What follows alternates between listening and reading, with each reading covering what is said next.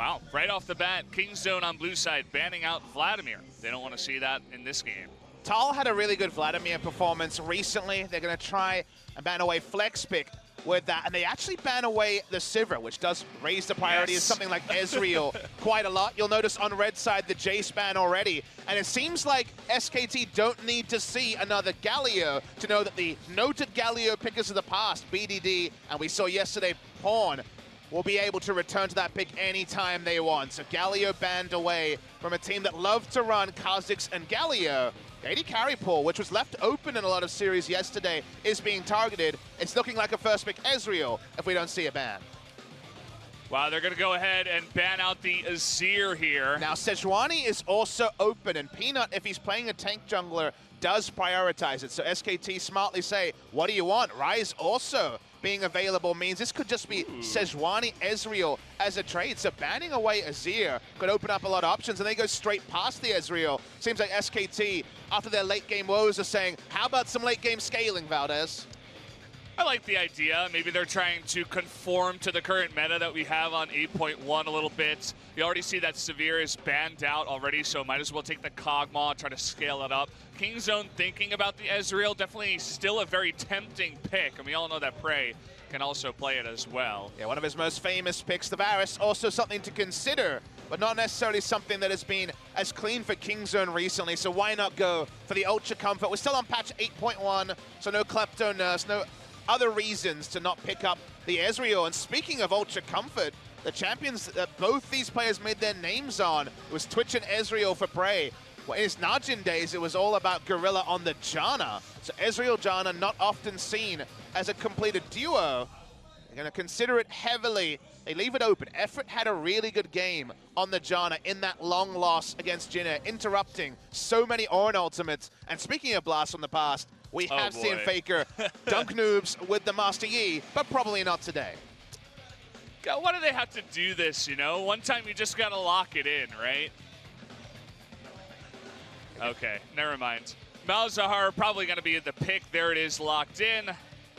And yeah, we're gonna have Ryze versus Malzahar, a matchup that you guys have seen maybe too much here in 8.1. Yeah, Malzahar Nurse, future things, so for now, not something to talk about.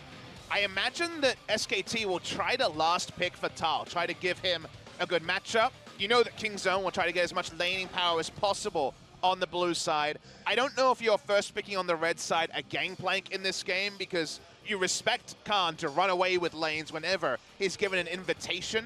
We do see the Gnar ban. Gnar versus GP was certainly the meta top lane matchup during yesterday's games. Whenever you see Sejuani, Kog'Maw, you can kind of piece together there will be some tanky frontliners for the Kog'Maw to do damage in front of. So Tom Kench, a smart ban from King's Zone. Yeah, we're gonna see Jarvan and Gnar banned out here as well. I was talking to you earlier about how we see Gnar in basically every game because it's right on the cusp of not being banned. If it ever does get banned, it's always in phase 2 when the top laners have not been picked. So we do see it picked out or banned out there.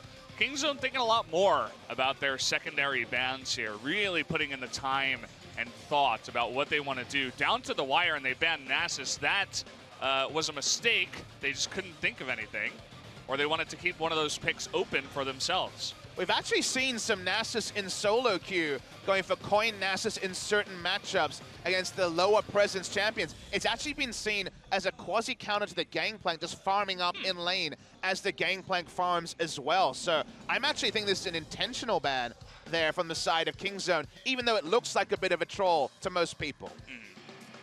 Yeah, it makes a lot of sense. You do see that GP is picked up for Tal, so they're saving the counter here for the support role. Looks like they're not going to pick that up just yet. The surprise there is they're giving King's Zone 2 lanes you know they're going to be comfortable with. King's Zone will be pivoting and having Ryze in a side lane. They will also have lane presence with the Camille into the Gangplank, so all-in options in 2 lanes. The thing about Korea is we love the Ryze and Camille side lane champions for the ability to, in the mid-game, really take over the side lanes and use the Realm Warp to its maximum. We still, of course, have the stopwatch escapes on the Ryze. And we're going full mid-game for King's Zone. Peanut back on the Comfort Kha'Zix. It's a nice little drawing of Tal. I suppose that's maybe Gnar that she has drawn. I don't really know what that is.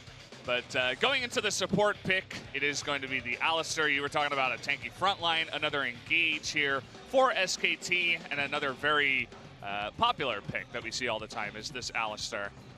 So lineup from SKT is the sort of lineup where Peanut, just like Cuz we saw previously, can flourish. Turret dives between the Camille and Kha'Zix make the gangplank very vulnerable, especially before the stopwatch arms at 6 minutes into the game. Rise also for the rotational play. Kingzone have a lot of early options. There is some outscale to SKT. If the side lane ever has gangplank with pressure over Camille, then headaches do actually begin for Kingzone. They have very strong late game team fighting, but Kingzone are no slouches either. We'll see how the Kha'Zix does. The Feast or Famine Kha'Zix.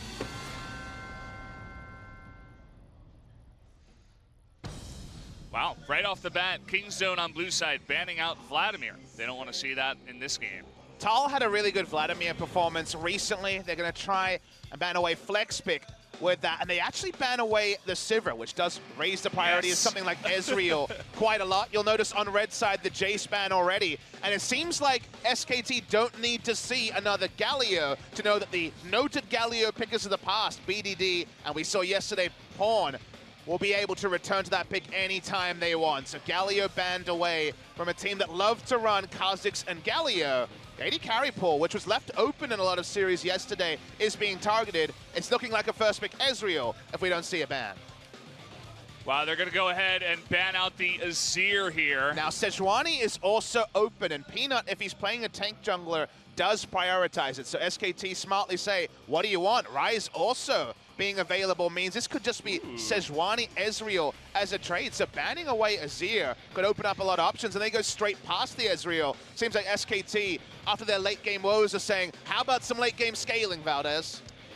I like the idea. Maybe they're trying to conform to the current meta that we have on 8.1 a little bit. You already see that Severe is banned out already, so might as well take the Kog'Maw, try to scale it up. Kingzone thinking about the Ezreal, definitely still a very tempting pick, and we all know that Prey can also play it as well. Yeah, one of his most famous picks, the Varus, also something to consider, but not necessarily something that has been as clean for Kingzone recently, so why not go for the Ultra Comfort? We're still on patch 8.1, so no Klepto Nurse, no other reasons to not pick up the Ezreal. And speaking of Ultra Comfort, the champions that both these players made their names on, it was Twitch and Ezreal for Prey. Well, in his Najin days, it was all about Gorilla on the Janna. So Ezreal Janna not often seen as a completed duo.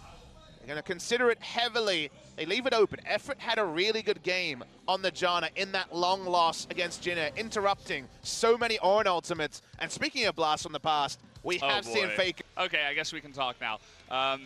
So apparently it was just a lighting issue. They're going to turn down some of the lights because it was too bright shining into the booth. So I mean, these stars on the screen are distracting me as well, Valdez. So I understand what's going on there. I saw Prey, I saw Faker, I got flustered, but we get some game finally. Here we go, guys.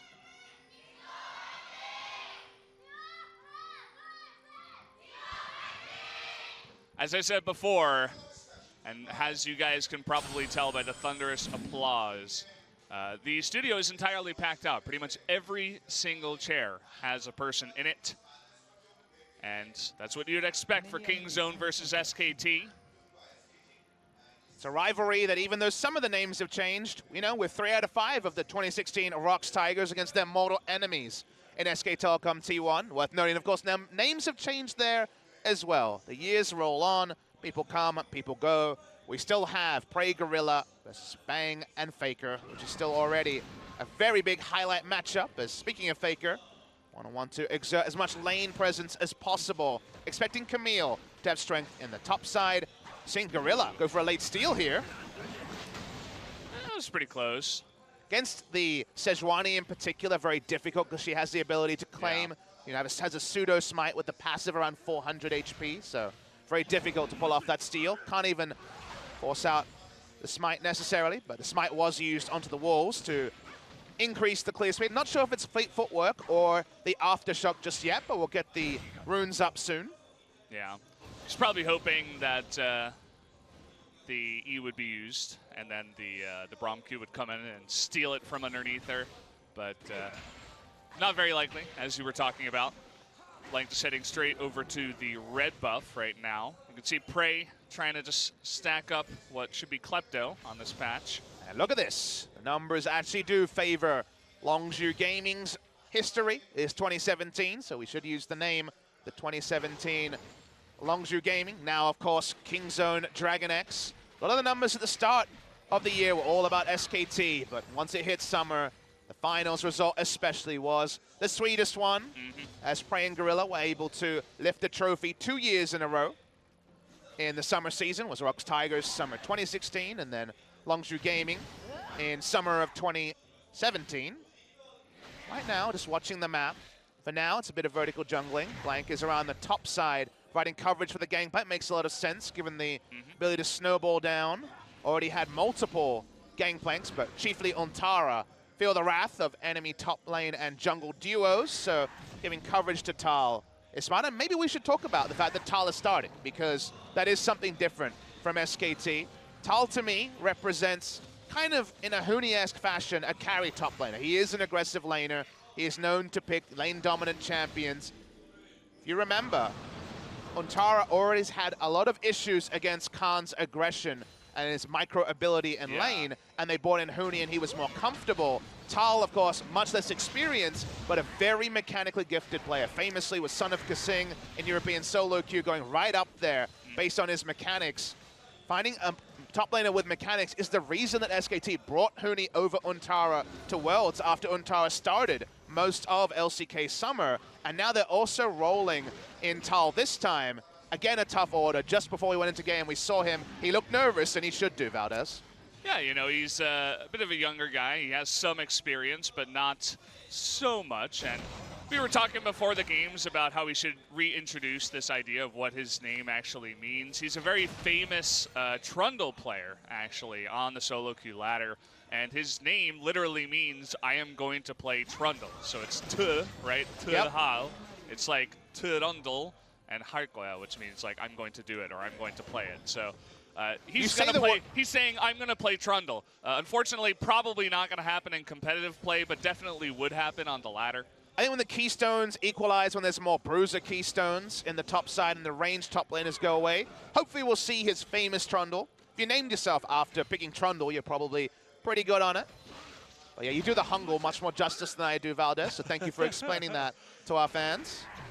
But now, things have been passive, which, again, you look at the scaling, you see the Gangplank, you see the Kleptomancy, you say happy days for SKT. I want to talk a little bit about the rune choice now that we have them. SKT cannot be sealed, triple unsealed with Faker and Effort. We've seen more Aftershock, Alistair, recently, but the AD carries taking the unsealed spellbook is getting more and more common. You see it on Kog'Maw. It's just about trying to get to lane faster with teleport and just having low summoner spell cooldowns in the late game. Press the attack, never taken by Korean AD carries. Fleet footwork is strong, but people haven't been picking it this week. There's a bit of change there as BDD is trading very aggressively. Yeah, he's been doing this all lane long, and you can already see the impact it's having on the CS lead. Faker has been having a lot of trouble in this matchup. He's got Blank nearby, but look at this aggressive Rune Prison saying, I'm going to go in. Peanut's here too. He got a 2v2 under the turret. Blank low on mana as well, and they can't even fight here. That was really cute. He brought the minion wave with him so that he wouldn't instantly take aggro, only after he used an ability or an auto attack onto Faker would he take aggro. One of the underappreciated parts about that Realm Warp is the fact that it brings the minions along. And everyone's teleporting. Yeah, that's the thing. You were talking about Kog'Maw with Unsealed Spellbook. I almost feel like we've gone too far, right? Like Has science gone too far, Valdez? It's like too crazy, right? the movement speed is not good enough. All of those quote-unquote like ADC runes are just not even used on AD carries anymore. It's just like the lower cooldown on Flash is actually more worth it, and obviously the better laning phase with the teleport. It's just like, it's ridiculous, Papa. I mean, think about where we went from. We had an all-star on previous patches in this cycle. It was all these poking AD carries against Serrated Dirk. Misfortune Jhin was the OP lane. Varus and Misfortune as well, going double Comet. Since then, while Comet stayed the same, min-maxing the Relic Shield into Overheal into just insane amount of sustain has really pushed away the more poking AD carries. And now it's kind of the reality. I talked about it at the start and people said, you know, why so much inspiration? It was one of the big questions that, you know, Twitter said they wanted answered about the current meta, and it's just, if you look at the pure defensive stats and the pure offensive stats you get from other trees, they're often dwarfed by the utility of a stopwatch, free boots, and also the spellbooks. So there's so much advantage there from going for things that aren't innately, you know, plus AD or plus AP, plus armor or plus magic resist. It's just not worth it right now for actually investing into the other trees. Yeah. I do like the idea that, you know, it's not like the AD carries always have to go precision and the mid laners always have to go sorcery. I like the fact that people are experimenting and finding cool combinations of runes that perhaps you wouldn't think would be the case when you first see them, but I don't know. The idea of all this unsealed spellbook on ADC doesn't really sit well with me, but we'll see in the future. What I'll say about unsealed spellbook is when it's an option, when it's something that people take to surprise, it's really cool. But when it becomes the meta very fast, then suddenly it gets a bit comical, right? Yeah. When everyone's teleporting everywhere. Same about Frostfang on junglers and top laners. When it's an option that can be abused or can actually be encouraged, it's good. But when it's the meta, then again it gets a bit comical. So for now, at least, the spellbook will stay unsealed. We will see it as the core 10 of the meta in 8.1 and 8.2. Unsure if things will change. I love the utility of it. Really does feel that the summon spell cooldown reduction is kind of extra power that's not necessary.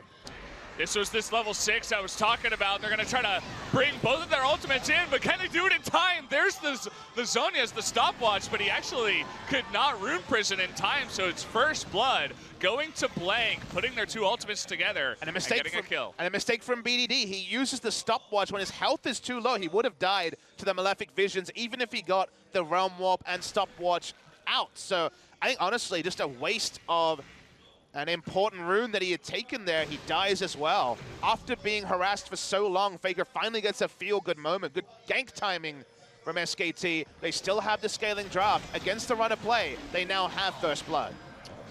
Nicely done. Exactly what I was talking about with the Sejuani, wanting to come mid around level 6 or just stay around top and help out Tal.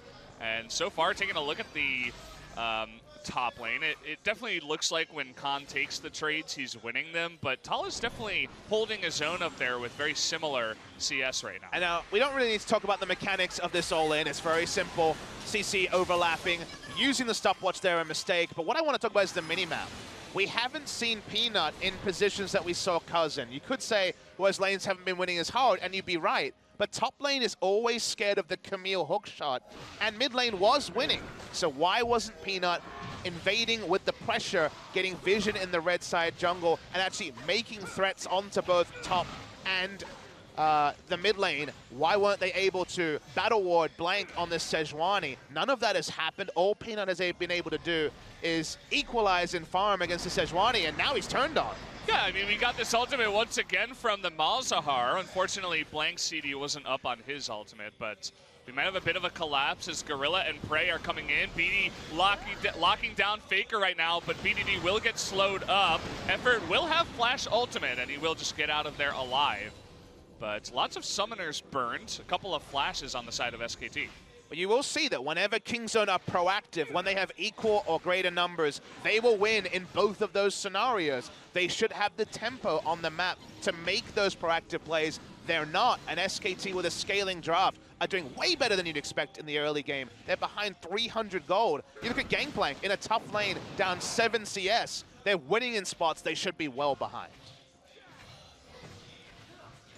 Yeah, it was a really good point you made about the Kha'Zix not really showing his face top lane even once. I mean, look at how low Tal is right now, right? It forces him back. He does have his TP, but you can try to set up something where you put down some control wards, make that opportunity available to yourself. But Peanut's just been farming the jungle this entire game, and now they have vision on the Dragon. What will Kingzone do to try to get them off of it? They're definitely going to walk through some wards and not make it easy, but for now, SKT's sticking on the Dragon. They do have this burst damage, and now Faker is in. That's going to be the easy smite cleanup from the Sejuani and an Infernal Drake going over to SKT. And this kind of exacerbates the point I was making earlier. You know, I'm always struck by, you know, when I started playing the game, I started thinking about it on a more critical level, you know, when Amumu was still in the meta, right? Oh, and everyone wanted to know, how do you Okay. counter Amumu was always the question. And then you saw Lee Sin, you saw the proactive counter jungling. And so people saw at the competitive level, well, he can't really defend himself, invade him, abuse his early weakness. And then, okay, and so a lot of people learn to lock in Lee Sin, but if you don't have the mindset to use it to the maximum, if a Mumu just farms and you never actually counter-jungled and then shows up at a fight and does better than you, that's your mistake. You didn't take on the role of the aggressor. You didn't punish a scaling pick. And it's just as true for compositions. SKT have taken scaling against a Kingzone team that obliterated in the early game just a few days ago, and the scaling isn't being punished so far. We're not seeing Peanut coordinate with his lanes in the sort of way he needs to, and the sort of way that Cuz was able to. And while it may not decide the game, it's the sort of thing that on VOD review will be very clear to Kingzone that they need to tighten up. Yeah, I would have to agree. We see finally Peanut is coming in and laying down some wards there in the red side jungle. He is going to start up this Rift Herald. So you can see there is a control ward underneath the Rift Herald, and so he will not be spotted just for now. You were talking about back in the day when a Mumu was a problem, man. You've been in this game for quite a while, Papa. That's like, was that even 2011 or was that 2012 back then? It was way back when. It was a solo queue thing for a long time, of course. When it comes to birthdays, it will be in, I believe, a couple of weeks, my 7-year anniversary with League of Legends. I downloaded it in February 2010. It's been out for a while, Valdez.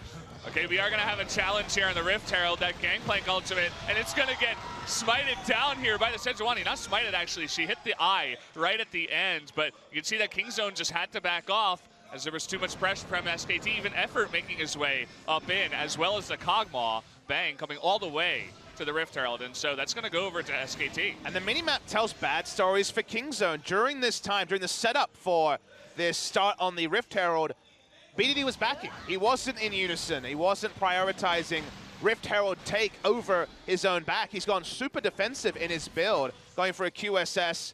Of course, not going to be necessarily a timer on the Rod of Ages like previous Rise builds, but he's not playing with his jungler. We're never saying BDD and Peanut or Khan and Peanut. We're just looking at Peanut. We're looking at BDD's individual turret dive in the mid lane. The synergy is not there, and the synergy needs to get there fast. Yeah, I mean, Peanut did join for that super, huge turret dive early on in the game, but it didn't feel the same. I definitely feel what you're saying, and overall, he hasn't really been coordinating on the same level as Cuz, so we'll see if they can shore that up a little bit in the future. Next Drake is going to be Infernal Drake, so SKT will be looking to stack that here in the future.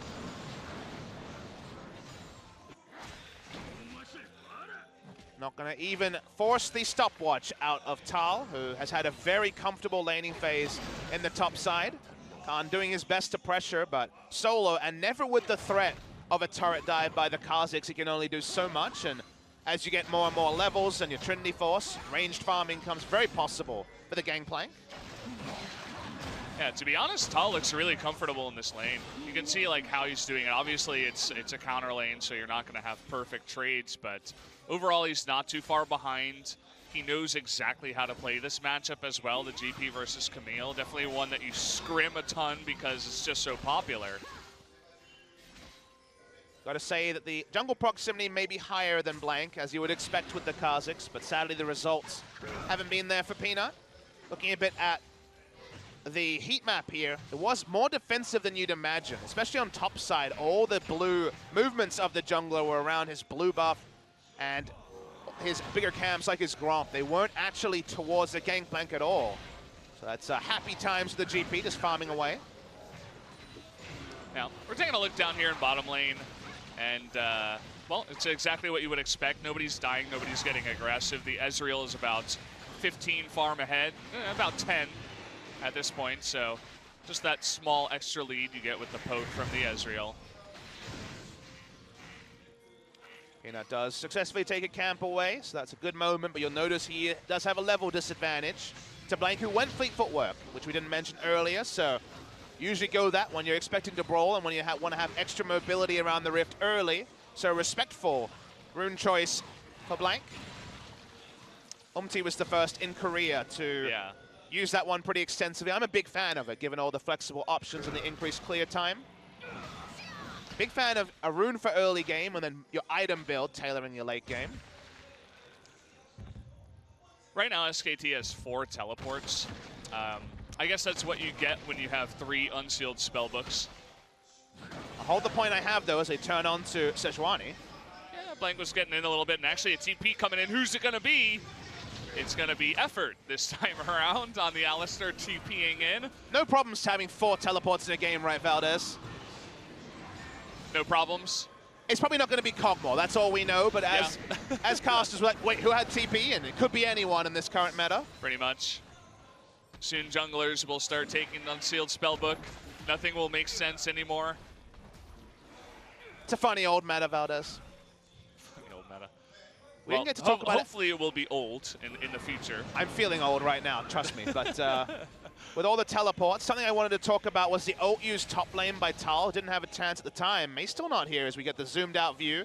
Infernal Drake number 2 has started. Should not be 2 of these given up by Kingzone, but there might be. He's going to jump in and he gets it a little bit too early on that smite. It got down to 145. I saw it by Blank. It was just too early. But look at this. Gorilla is going to get caught out. So they will trade the Infernal Drake for 1 kill. And honestly, in this meta, I'd have to say I would take the Infernal Drake over the kill. But Valdez, I'm not willing to reward Kingzone for that because they have to go for a flash 50-50 just to get the Drake that should have been theirs with the draft. They took early momentum with the picks. They're the ones that have the earlier options, but instead they have to 50-50 because they've given up too much on the map earlier. Tal just running over to try and harass Khan further. He's starting to finally fall into a CS disadvantage. The reason for that is that Khan was holding the wave just in front of the turret, so Tal actually had to ult it just to hope to push it, otherwise he would have been denied further CS. So having to use the ult just for lane meant he didn't have it for the Drake. Here we go again. They're going to layer their ultimates down here. Actually delaying a little bit because the QSS is available to BDD at this point, but again, little moves like this, we've talked about it in this meta. It's not necessarily to kill, especially after the QSS. It's just to try to push BDD out of the lane, especially because his TP is down. Been the bot side jungle that's been owned by SKT since the early part of the game when they started to prioritize vision around it. But now at least just threatening a red buff, still threatening a dive, but no more. Big control ward line over the river for the side of SKT. Yeah, they want this first blood turret gold, and that bottom turret is getting very, very low. So if they wanted to try any kind of dive with Blank and even a GP ultimate, that would be the lane to go for it. The mid lane turret is also getting very low on the side of Kingzone, so they could potentially go for that. They do not have the Rift Herald. It was used in the mid lane, I believe. It's a very confident build coming from Tal. You see double longsword. You think about what most people have been building in hard lanes for the Gangplank. It's been Sterix, Gage second, just to deal with being all-in and having that extra overshield of health to try to turn things around. Only builds out of a single longsword and a pickaxe, so 2 suggests a dirt, suggests something like a Yomu's Ghostblade to try to run away from Khan, which is an option for sure, but it is a more offensive choice as well. I love Pugmaw. I remember I was casting with Crumbs last year, and he hated the Pugmaw. What is your opinion on the Pugmaw? I think it's cute as hell. The Riot caster mantra, from what I've learned from the international events, is they're not big fans of the Pugmaw. Really? Pugmaw definitely has gotten not the universal praise you might imagine. I think it's cute, but it's really annoying to face, so I'm kind of indifferent on it. I love the fact that it barks every time, like every single time you auto-attack. Just like a small little bark. That's the part where it gets annoying for me. That's the best part. Well, you know, you can like what you like, Valdez. Maybe that actually helps with mechanics. I don't know. I'm not an ADC player, but it's like every time you attack, it like makes a noise. So it still does with the that regular might skin. help. Yeah, it's true. Not a bark necessarily, but a more human noise, I guess, with the bark. I think it only barks when you have your W up, though. So either way, Blank coming on in. I've forgotten that this is patch 8.1, so. And it is Sejuani, so she is not going to die. Definitely not. At this point in the game, will still be the Sterix, so a bit of a manipulating of items there from Tal. Has the Doran shield as well for a bit of extra safety. Trying to turn onto Faker, but you're 3 levels under Faker as Peanuts, so not going to be too much fun there. It's kind of funny the way that Frost Queen's claim works against the stealth Kha'Zix. Can definitely help you from getting surprised anytime. If you think he's nearby mid lane, Effort's taking a little bit of damage. Should be okay. Just trying to poke him down to hopefully get some turret damage in. Effort could just back and teleport if he wanted to. because of course he would have teleport. We're down to 3 right now as Faker is going for the more standard teamfight summoners with the Ghost. Doesn't want to have to flash every time he looks for an ult, or wants bigger acquisition range. SKT has controlled this part of the map almost the entire game. The big advantage of that has been 2 Drakes, which is the most obvious thing, but also the fact this turret hasn't gone down, Valdez. At 22 minutes, Kog'Maw has been able to rush a Rage Blade and not lose turrets. So the vertical jungling hasn't really felt vertical because Peanut hasn't been threatening the gangplank at all. And being on the bot side has gotten SKT most of their leads. It is 1-to-1 in Infernals, but should have been 2, given how the setup was earlier. Quite a miracle steal from Peanut.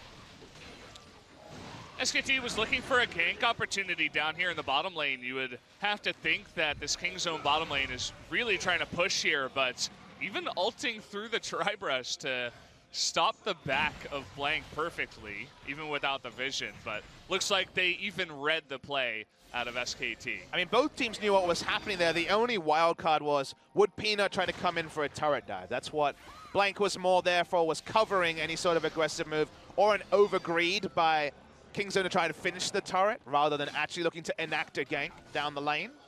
Chance of that succeeding on Braum and Ezreal with summoners up was 0, so yeah, it was just there because he didn't need to be anywhere else on the map. Farming continues, but in the mid lane, top lane especially, the gold lead that wasn't there early is starting to grow a little bit. The mid lane one at 50 CS over the Malzahar is Ryze, who started off super defensive, remember.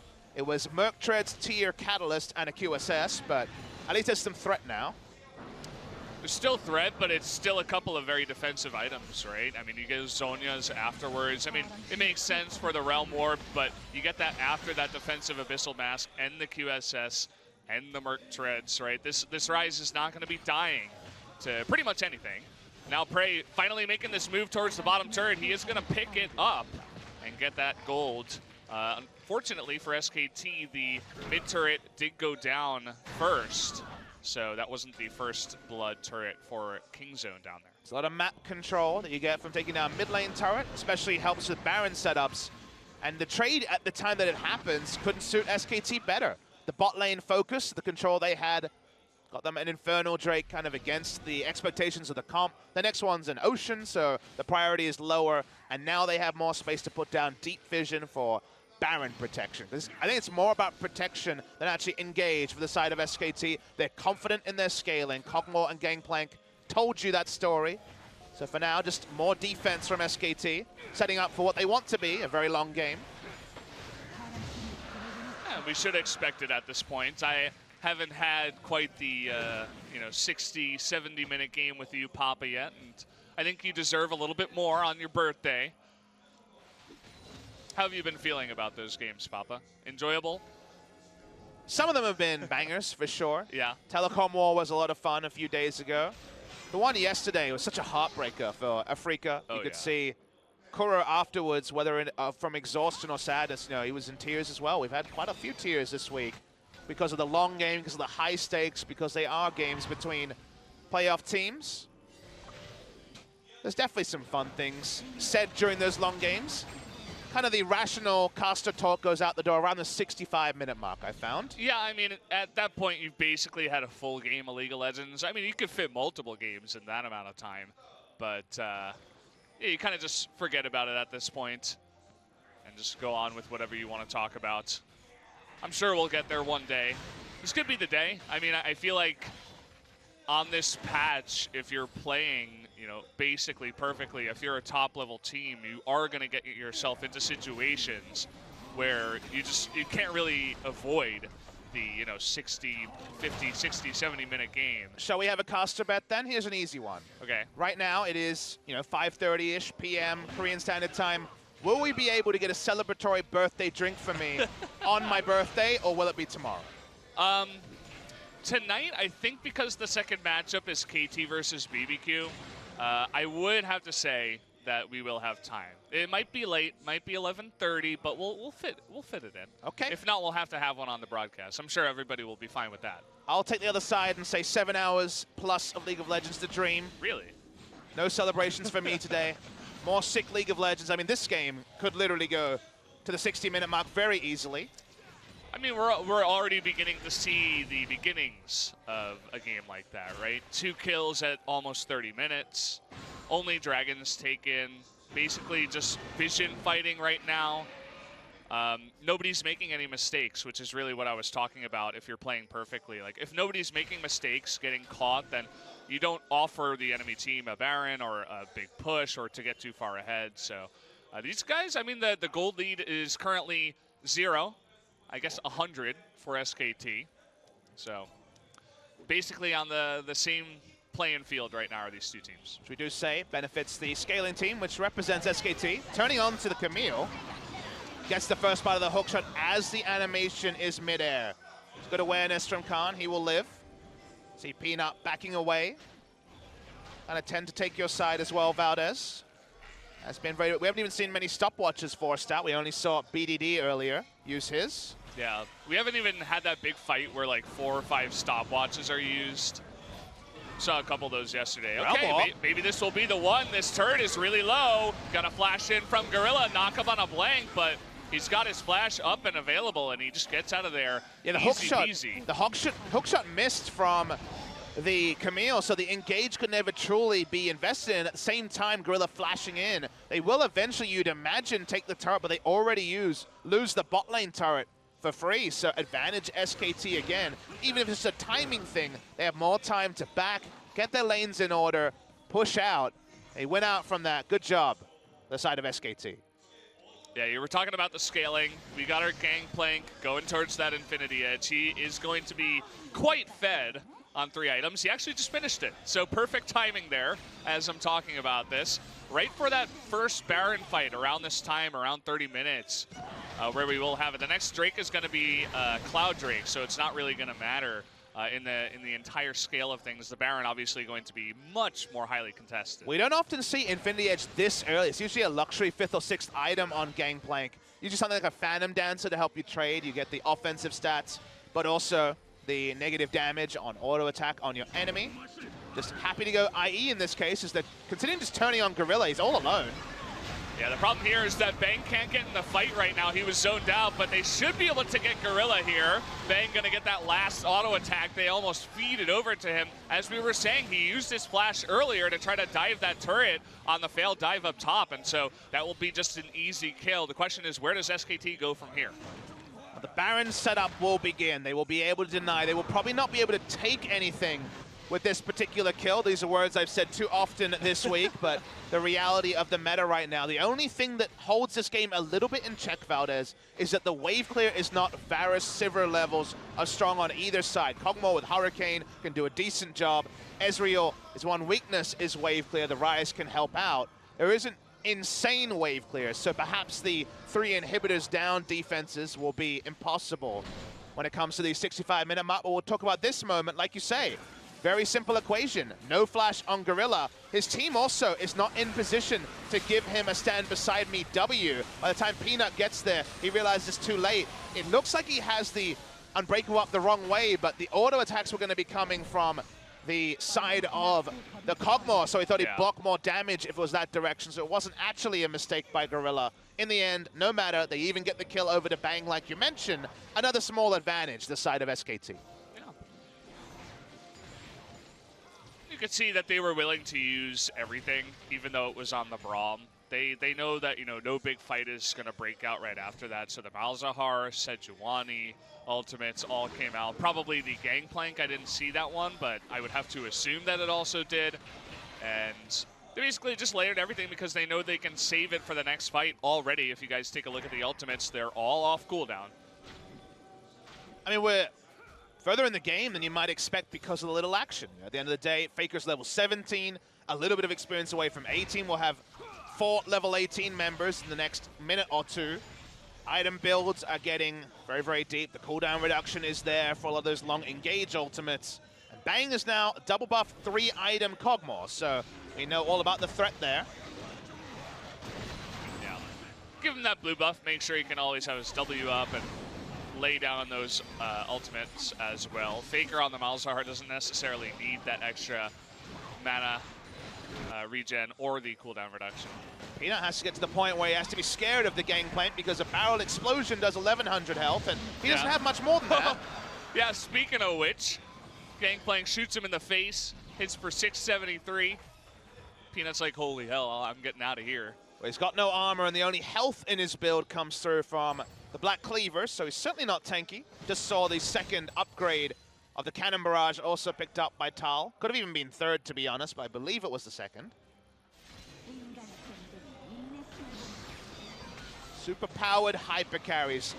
Scaling disadvantage is no longer relevant. You know, scaling is gone. The scaling has already happened in this game. It gets more for SKT, but the awkward phase is over. Kingzone picking up a teamfight win looks very difficult short of a pick, but to get a pick they need vision control, and they haven't had it in an important spot at any point in this game. Bot lane was controlled by SKT, bot side I should say. Baron control now for SKT. Getting a pick is nigh on impossible. Ability for the Camille to push up is always with risk, even though Khan is the best we have in Korea at playing with low coverage. He does his best to dive in and try to make the most, even if he always has his trigger on the defensive hook shot to get out. So SKT in a really comfortable position. For Kingzone to do something, I think they need a sick outplay. I think it has to be a single control ward into a mistake from SKT, or a big realm warp play onto the Baron, and maybe even chancing a 50-50. The calculated Barons are gone for Kingzone right now. It has to be about the rotations from my perspective. Yeah, I would tend to agree. I think especially, we talked a lot about the, you know, what does Kha'Zix really do? Is it a strong pick nowadays? Because sometimes it just looks very weak, and especially in this game, it's going to be very hard for a Kha'Zix to get into the back line onto a Kog'Maw when you have an Alistar right next to him and potential barrels hitting you straight in the face. I mean, what exactly is Peanut going to be doing on the Kha'Zix in this game? We talked about the early pressure he could have put up in the top lane. Didn't do any of that. He's farmed up. He's got more CS than the Sejuani, yes, but like, even if he's got 6 items, will he have an opportunity to jump onto the Kog'Maw if SKT isn't making any mistakes? You have to play to the enemy comp, but also your item build. His item build is pretty tanky, but, you know, Malzahar ults him. We see a parlay and a couple of orders from Kog'Maw. He's still going to die very, very quickly. No QSS in this build. The more popular build has been the Boots of Mobility, and, you know, from there, things like the Dusk Blade for early presence. When we've seen Songwon have good games on the Kha'Zix for Rox Tigers, a lot of lane ganks in the top lane and abusing the, you know, R passive when you evolve the R. But again, we haven't seen any of that from Peanut. So to your question, probably dying early, Valdez. Very difficult to get much value out of the Kha'Zix at this point in the game. They turn onto him. You were talking about no QSS, and he's dead. If your your jungler doesn't have a QSS, you're going to die to this team who has unlimited poke. Here we got a 1v1 down here. Tal was secured up in there, but the Baron has started. Ezreal ult hits everybody in the pit. He's going to begin poking. You can see effort is getting pretty low. In the front even, they're going to turn this one onto the rise. BDD flashing away, trying to do his rotation. Prey and BDD still having a lot of room here, but Gorilla's going to go down in the front. Now BDD's all alone, 1v3. He's going to be going down here after that. Zhonya's does go down. A double kill going over to Faker. Now Prey trying to go forward. Actually, he's going to kill Pang, but is it going to matter in the end? He knew he was going to die. At least he trades 1 for 1, but in the end of this all, SKT wins the fight and they win the Baron. Yeah, in this part of the game, the fact that they have less of a front line, they don't have a Sejuani, they have a Kha'Zix who was dead at the time, means they can't fight front to back anywhere near as the Kog'Maw draft late game team fight of SKT. They cannot win equal engagements. They need to pick up a pick. They don't. In the end, very nice turn onto Peanut. That was going to be my realistic response before we explained was he's going to die because there's nothing else you can realistically do. Second time that BDD is kind of botched his Realm Warp play with the Zhonya's, first with the stopwatch and the Zhonya's. This is the sort of pick they've wanted. Tal is overextended. That he is 1v2. There's the barrel crit that you were talking about. He gets both of them quite low, but at the end of the day, it is a 1v2. At least he does get the top turret, but he is going to lose his Baron buff. Let's see if Khan can pull out some magic. He will need to play against 2 or 3 members and outplay them. We're going to see the replay. Peanut thinks he's safe. He doesn't have any deep vision to be clearing this sort of ward around the Baron. Faker flashes on him. You might say, oh, hard done by it was a flash, but you need advanced vision to clear out vision. He didn't have it. We're going to see the replay. They have to turn on. But remember that when it comes to tanking Baron, Blanket Effort will not die to the Baron anytime soon. When it comes to Kog'Maw, Bang ends up taking a couple of Baron shots to help out. He actually takes the first bit of Baron. Okay, here we go. We got a fight in here. It looks like Malzahar Faker gets taken out. Not sure what was going down here. Maybe just getting picked off. No doubt we'll get a replay. But a couple of members of SKT go down with Baron buff, and well, they're not using it to the best of their abilities right now, Papa. Yeah, we can't talk about too much analysis because we missed the start of this. But what is to remember is that Tal just respawned. SKT were only 4-man strong in that particular situation. Some teleports are on cooldown. Clearly it was a flank that SKT disrespected. Amazing how teams are making mistakes at this point, but they've certainly wasted a Baron buff power play by now. That they have. They're going to lose a turret in the mid lane. Trading 1-for-1 on the turrets, and by now we've got an Elder Drake. It is that time in the game, and already, you know, Faker and Effort are still dead. You're not going to 3v5 this King Zone lineup, but let's see what they can do. You can see they're hanging around. We got a TP coming in right now from Effort, or maybe Faker actually. It's going to get pretty low, trying to go for the steal, but no, it is going to go over to Peanut, and that Gangplank ultimate doing a lot of damage. At least they will take out Prey at the end of this fight. Finally getting some action in this game, Papa. Finally getting a successful Realm Warp, also a big one there. If only Prey was in the AoE, they would have all gotten away for free. The Baron buff is still on Blank. They've only had it for 2 minutes. It's amusing that it still has a minute left given how much has happened. But we said SKT cannot lose a front-to-back 5v5 fight. First Tile got caught, then clearly multiple members of SKT, including Faker, got caught.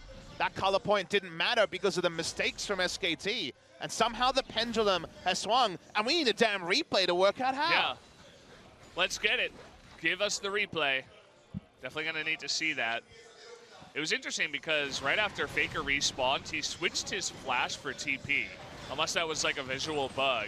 But that's one thing that you can do with the Unsealed Spellbook. If for just one fight you have to be there, absolutely. You can, you know, trade your flash for the TP. With the Baron buff, they're still trying to push. This is 5v5. This is where King Zone has to consider their options, even with Elder Dragon, for another minute and a half. They give up. They don't give up the turret just yet.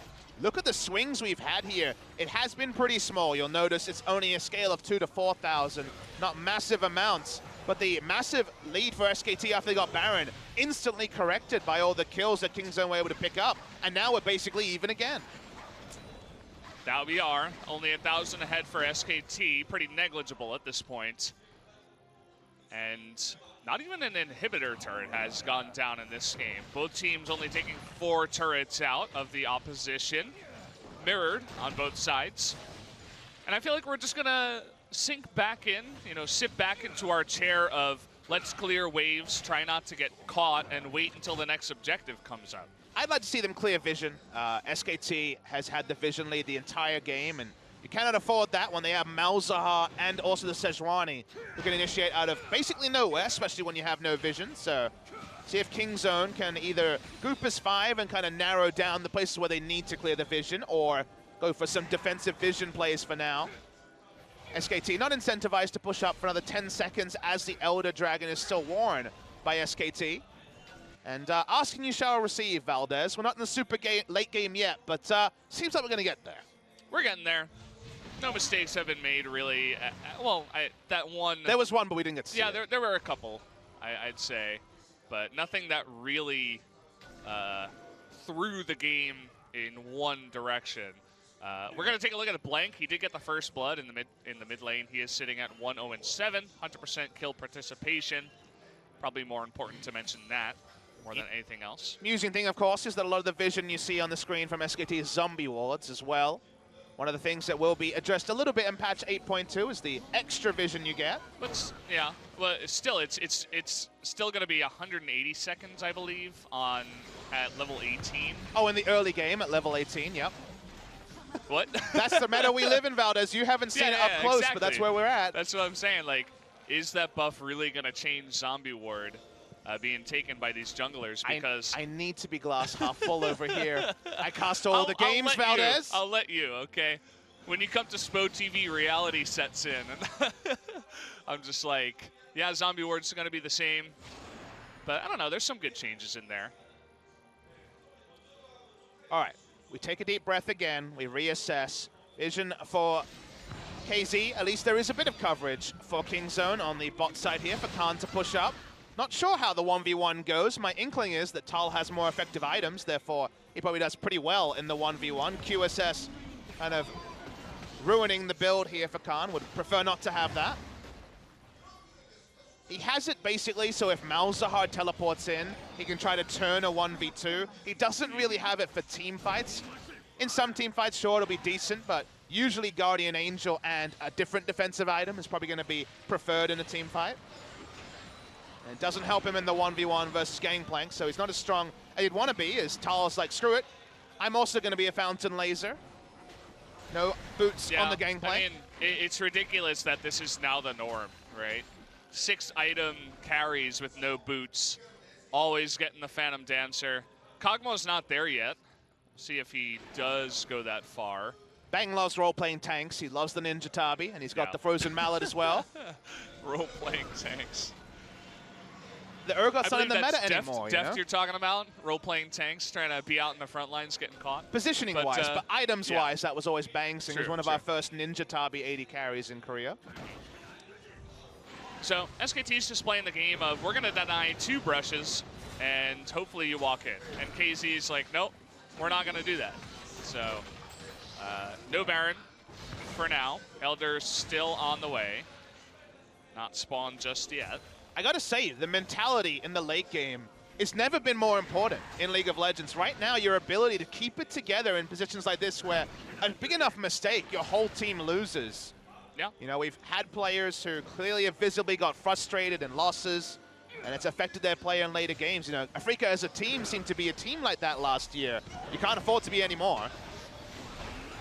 Yeah, and I feel like that's part of the reason why a lot more emotions are being shown even after games, like super long games where you get literally 1 auto attack from 2-0ing KSV as Africa. And then you lose.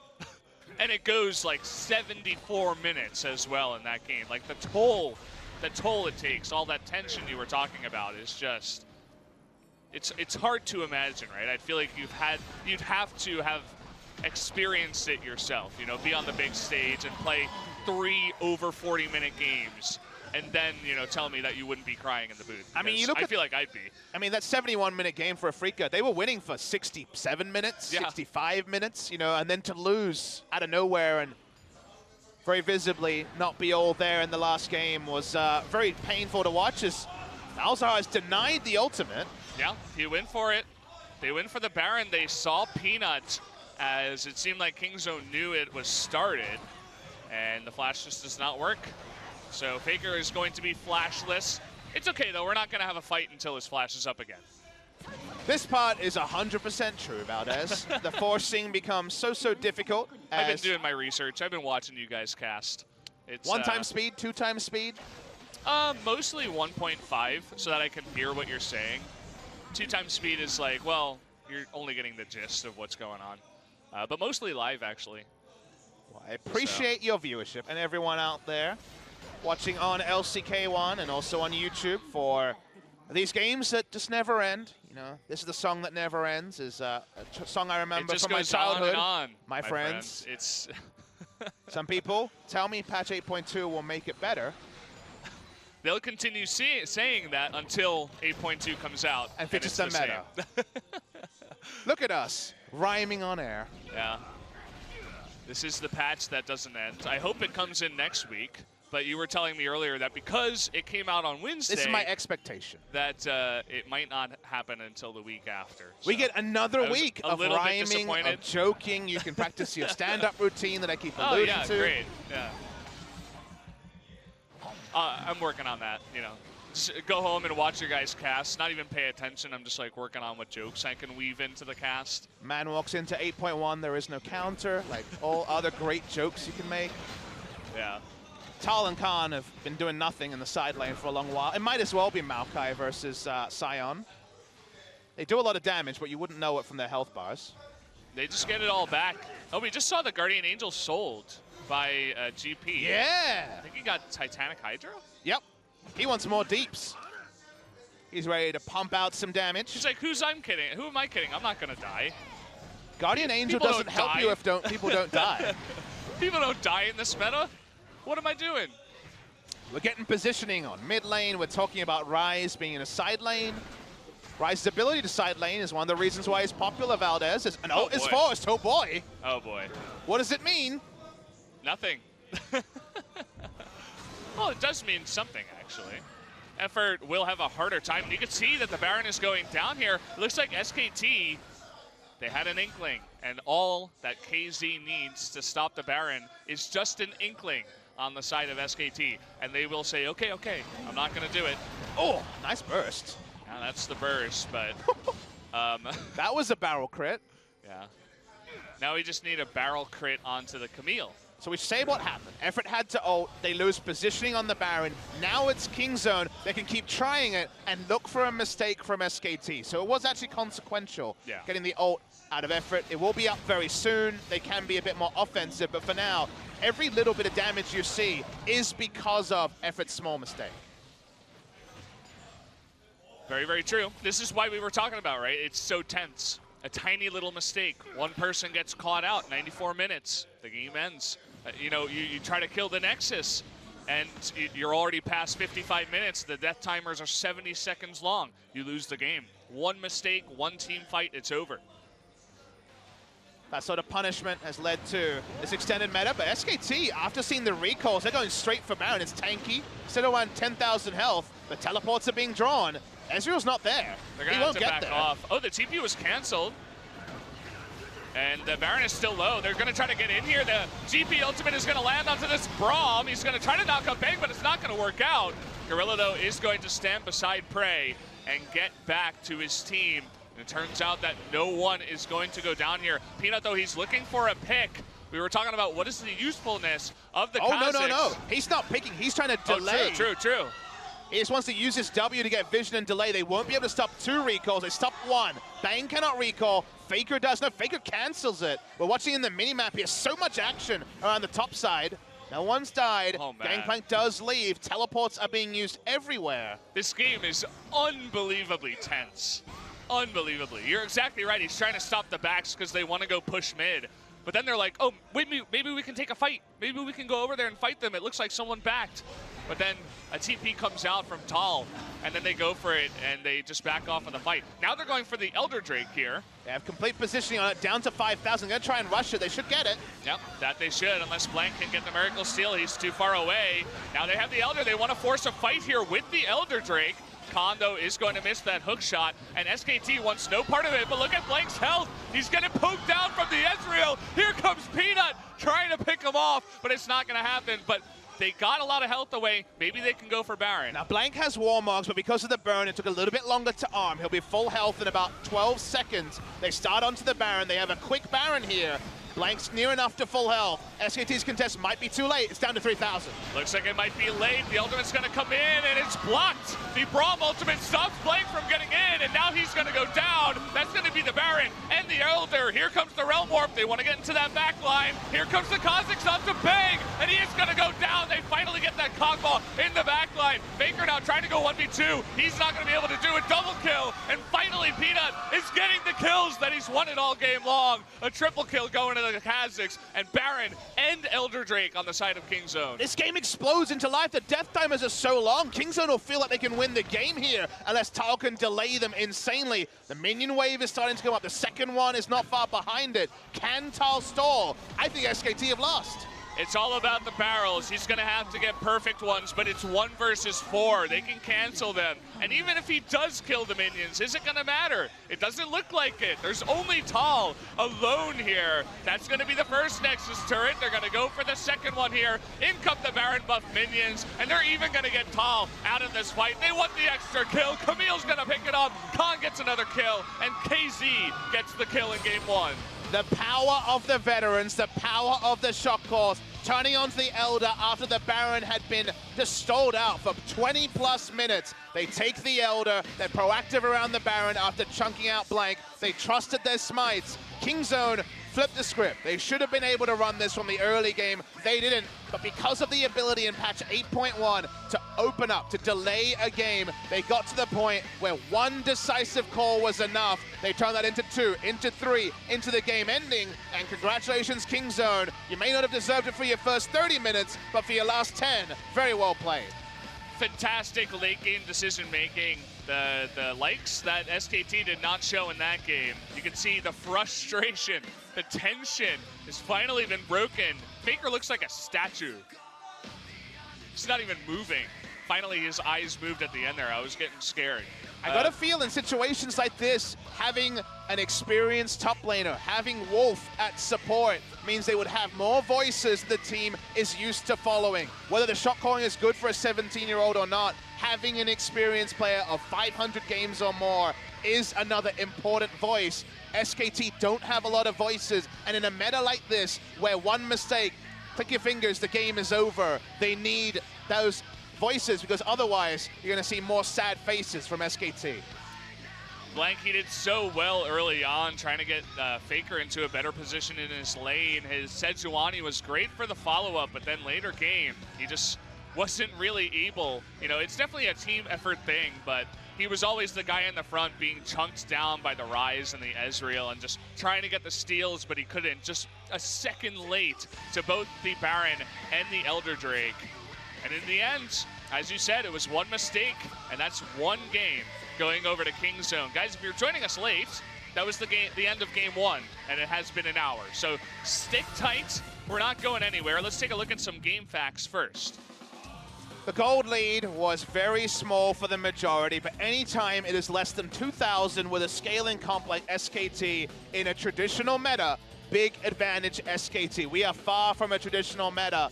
Ability for Prey to clean up those fights on the back end was very nice. His Ezreal certainly, first game of the season, looked strong, but it was all about that shot call. You can see smack bang on 50 minutes is when Kingzone made their first proactive move of the 50 minutes. They had been dictated to by the scaling comp. Already a slap in the face for Kingzone saying, hey, you screwed up the first 30 minutes pretty significantly. SKT couldn't push their advantage. Very difficult to do so in this meta with so many snowball defensive tools.